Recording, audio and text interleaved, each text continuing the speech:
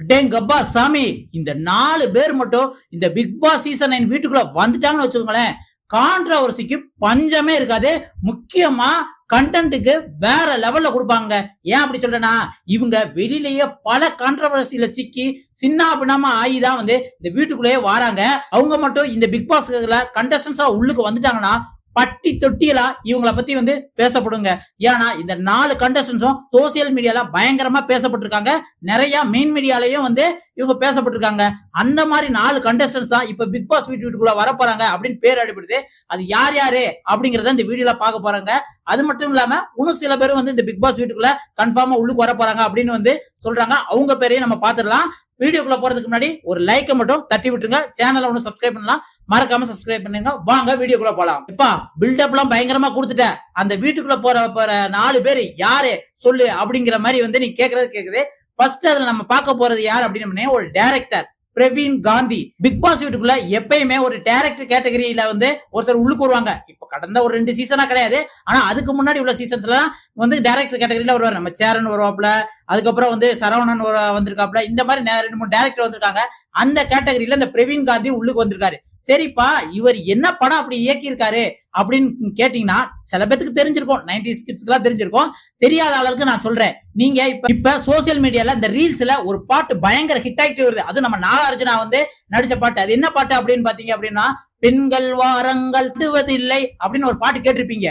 அந்த பாட்டோட படம் வந்து ரச்சகன். அந்த படத்தை இயக்கியவர் தான் இந்த பிரவீன் காந்தி. அதை மட்டும் இல்லாம இன்னொரு மெகா ஹிட்டான ஒரு படத்தையும் இயக்கியிருக்காரு. அதுல உள்ள பாட்டுகளும் பயங்கர ஹிட், வேற லெவலான ஹிட். ஜோடி அந்த படம், அதுக்கப்புறம் ஸ்டாரு, அதுக்கப்புறம் இவரே இயக்கி இவரே வந்து ஹீரோவா நடிச்ச ஒரு படம் வந்து துள்ளல். அது அந்த அளவுக்கு போகல. அதுக்கப்புறம் ஒரு படம் நடிச்சாரு. மொத்தம் 5 படம் டைரக்ஷன் பண்ணிருக்காரு. அதுல 3 படம் செம ஹிட், பாட்டெல்லாம் வேற லெவல்ல இருக்கும்.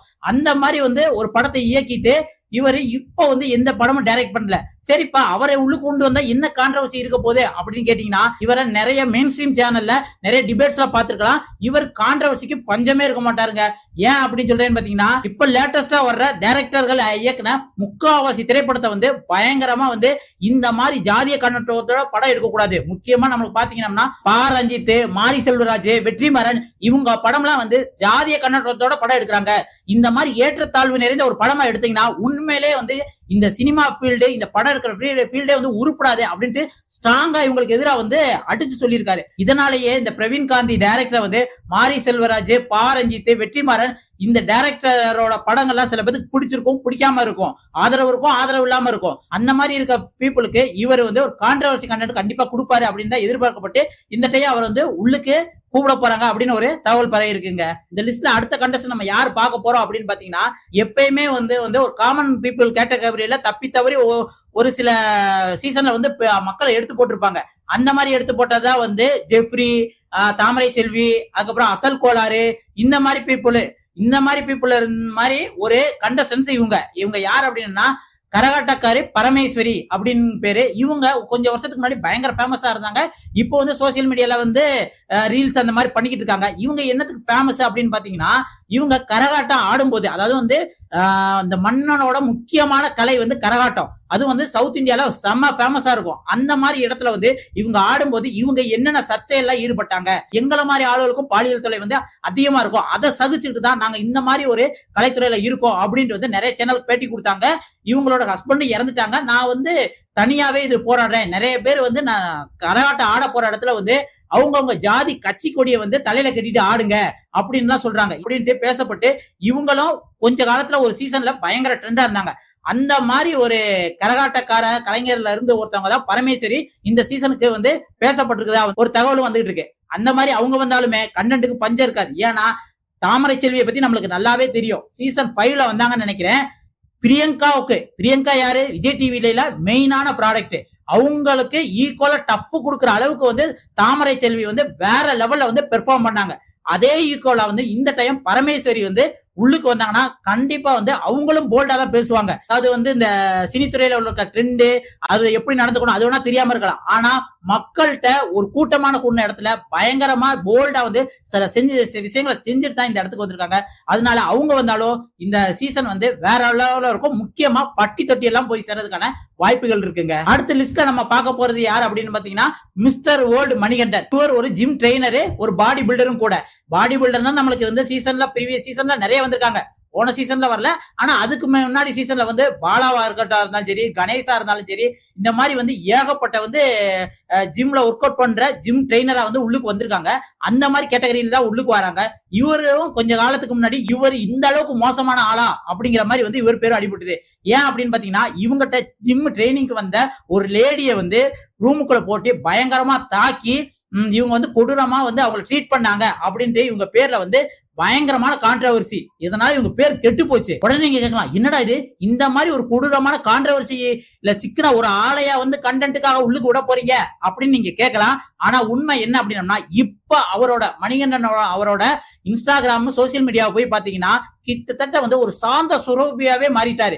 என்ன அப்படின்னு பாத்தீங்கன்னா கோயிலுக்கு போறதா இருந்தாலும் சரி, ஏழை மக்களுக்கு ரோட்ல கஷ்டப்படுற பீப்புளுக்கு சாப்பாடு வழங்குறதா இருந்தாலும் சரி, வாயிலா ஜீவனங்களுக்கு உதவுறதா இருந்தாலும் சரி, இந்த மாதிரி வந்து நல்ல விஷயங்கள் இப்ப ஏகப்பட்டது செஞ்சிருக்காரு. அதனால இவர் தன்னோட கோபம், தன்னோட ப்ரீவியஸ் லைஃப்ல நடந்த சில விஷயங்களை மறந்து திருந்தி வாழ்றாரு. இப்படி திருந்தி வாழ்ற மனுஷரை பிக் பாஸ் வீட்டுக்குள்ள கூப்பிட்டு மறுபடியும் கான்ட்ரவர்சிக்காக கண்டென்ட்டுக்காக ஏதாவது வந்து தூண்டி விடுவாங்களா அப்படிங்கறத நம்ம பார்க்கணும். அடுத்த லிஸ்ட்ல நம்ம பார்க்க போறது யாருன்னா ஒரு காமெடி ஆக்டருங்க. காமெடி ஆக்டர்னா பெரிய ஆக்டர் கிடையாது, இந்த சைடு ரோல் பண்ணுவாங்களா அந்த மாதிரி ஆக்டர். அவர் தாங்க முத்துக்காளை.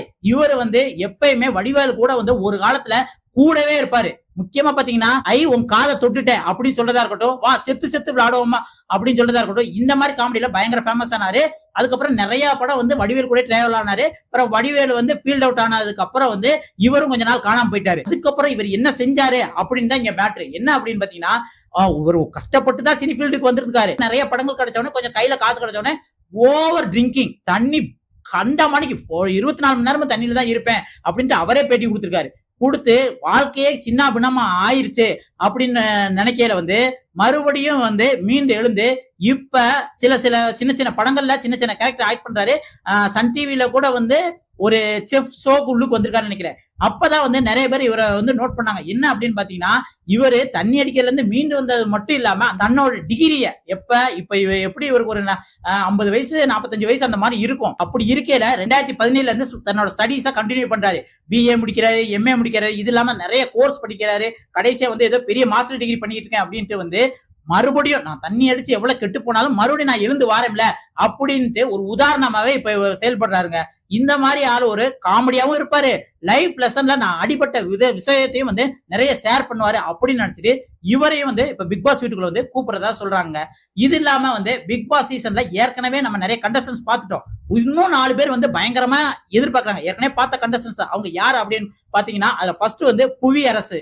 இவருக்கு இப்பவே வந்து ஆர்மியில கிரியேட் பண்ணாரு. இவர் தான் பிக் பாஸ் சீசன் 9 உள்ளுக்கு வந்தாங்கன்னா கண்டிப்பா டைட்டில் வின்னரு அப்படிங்கிற மாதிரி பேசுறாங்க. அதுக்கப்புறம் வந்து ஜனனி அசோக்குமார் இவங்களுக்கும் வந்து ஆர்மில கிரியேட் பண்ணிட்டாங்க. இவங்களும் வந்தா உள்ளுக்கு வந்தா வேற லெவல்ல கண்டென்ட் கொடுப்பாங்க. நிறைய வந்து பெண்கள் சம்பந்தமான நிறைய விஷயங்களும் வந்து ஒரு போல்டா ஷேர் பண்ணுவாங்க அப்படின்ட்டு இவங்களுக்கும் வந்து பயங்கரமா சப்போர்ட் இருக்கு. இது இல்லாம வந்து ஏற்கனவே குக்குத்து கோமாளியில வந்து கலக்கன வந்து உமர் வந்து அவரும் வந்து இப்ப பிக் பாஸ் வீட்டுக்குள்ள வராரு. ஒரு பக்கம் வந்து அவரை வடக்கன்னு சொல்லி வந்து அவருக்கு எதிர்ப்பு இருக்கவும் செய்யுது. இன்னொரு பக்கம் வந்து நம்ம தமிழ்ல வந்து நல்லா பேசுறாரு, தமிழ் மக்கள் மேல நல்ல மதிப்பு வச்சிருக்காரு, நல்லா வந்து போல்டா பேசுறாரு அப்படின்ட்டு அவர் மேல வந்து ஒரு சப்போர்ட்டும் இருக்குங்க. இதுக்கப்புறம் பாத்தீங்க அப்படின்னம்னா அரோரா சின்க்ளேர் இவங்களுக்கும் வந்து மறைமுகமா சப்போர்ட் இருக்கு. டைரக்ட் சப்போர்ட்ல மறைமுகமா நிறைய சப்போர்ட் இருக்கு. இவங்களும் பிக் பாஸ் வீட்டுக்குள்ள வந்தா நிறைய கண்டென்ட் கொடுப்பாங்க, கான்ட்ரவர்சியில சிக்குவாங்க அப்படின்ட்டு இவங்களையும் வந்து பிக் பாஸ் வீட்டுக்குள்ள வந்து எதிர்பார்க்கறாங்க. இது இல்லாம இன்னும் பிக் பாஸ் வீட்டுக்குள்ள வர போறாங்க அப்படின்னு கன்ஃபார்மா வந்து விஜய் சோபனா, ராஜவேலு, அகமது மீரான், அடுத்து நேகா மேனன் இவங்க பேரு வந்து கன்ஃபார்மா வர போறாங்க அப்படின்ட்டு வந்து அடிபடுதுங்க.